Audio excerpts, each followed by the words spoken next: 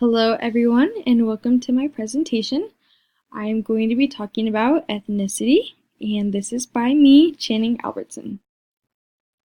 The definition of ethnicity is the fact or state of belonging to a social group that has a common national or cultural tradition. I am also going to be talking about cultural assimilation. Cultural assimilation is the process whereby a minority, subordinate ethnic group takes on the characteristics of the majority dominant ethnic group. The school has traditionally served the socialization needs of the macrocultural. For a long time, it was felt that in order for diverse ethnic groups to be assimilated into society, they had to adapt to the cultural ways of the majority. Examples of assimilation are the use of English as the official language on public documents, English immersion programs in schools, and celebrating American holidays. I am also going to be talking about the macro system. The macro system ideology that the school is responsible for socializing diverse ethnic groups is wedded to American immigration policy. Those who live and work here must learn good citizenship. They must accept democratic values as well as adhere to the laws and principles of the Constitution. Macro system philosophies regarding how diverse ethnic groups should be socialized, especially by the school, are cultural assimilation, which is the minority ethnic groups assume attributes of the macrocultural. Melting pot, which I'll mention later on, is all cultures of all ethnic groups blend into one. And cultural pluralism is the minority and majority groups coexist. Why is this important to learn as future educators? This is important because more than likely you will have many students who have a different ethnicity as the majority in the classroom.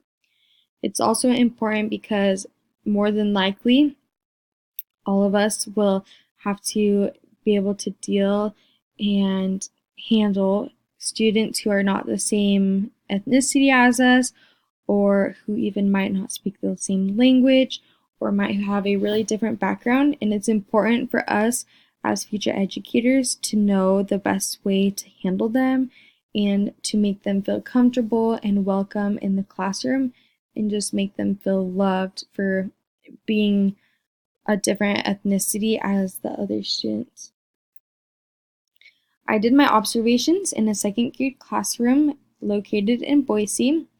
Mrs. Smith had been in the school system for over 30 years working with special education students, but has started teaching second grade for 6 years. Her name was not Mrs. Smith, but we will call her that. The school is located in a rural area, but near a lot of main busy roads. The teacher had expressed to me that the area the school is in, a lot of students did not have very much money, and most of the parents were struggling to provide for their children. There was a lot of different ethnicity in this classroom, mostly white and Hispanic children.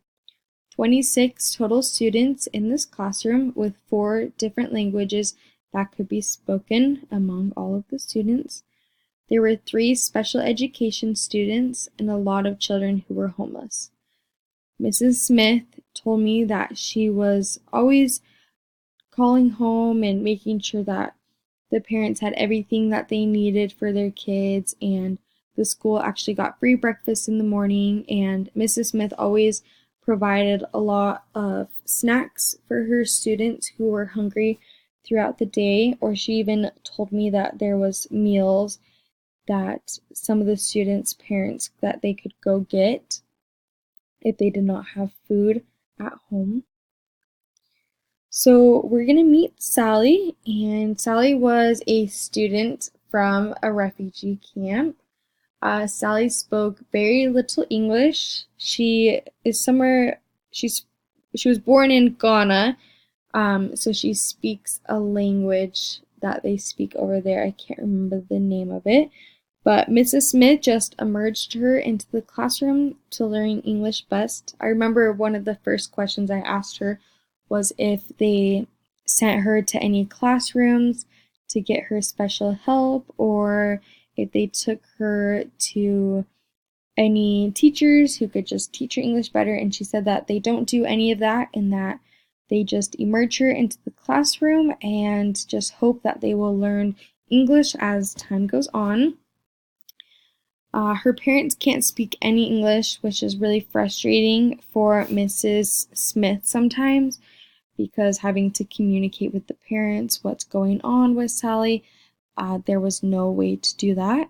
Although there is a fourth grader that does help translate. This fourth grader can speak the same language as Sally and her family, but can also speak English.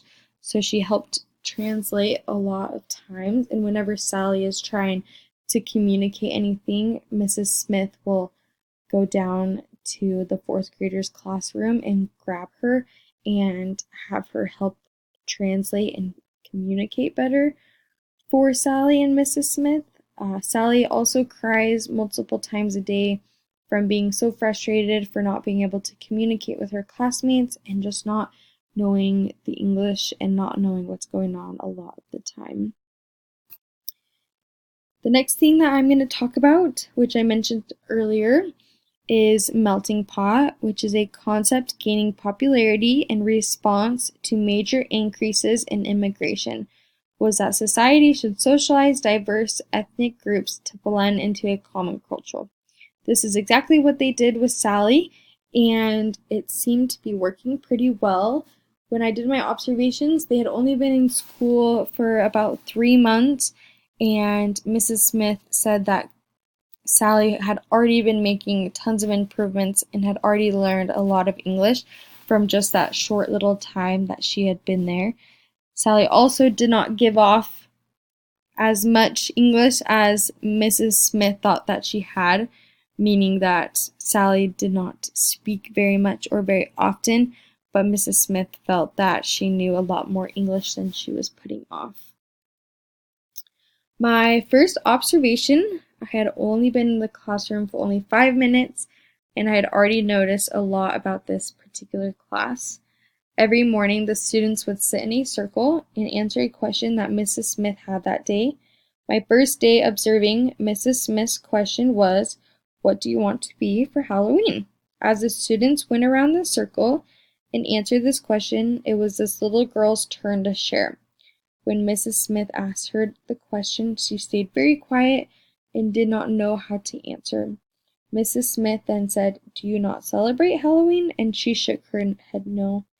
This student also wore one of those really pretty scarves around her head, so I believe that they are from some type of religion or culture or whatever they do from where they are. I don't think they celebrate stuff like Halloween. So it was really interesting being able to see her and just the way that she did things and the way that she participated in class. The students did a science project that day, but were not listening well at all. So Mrs. Smith had to she had to put everything away and then had the students work on some worksheets that they did not like to do.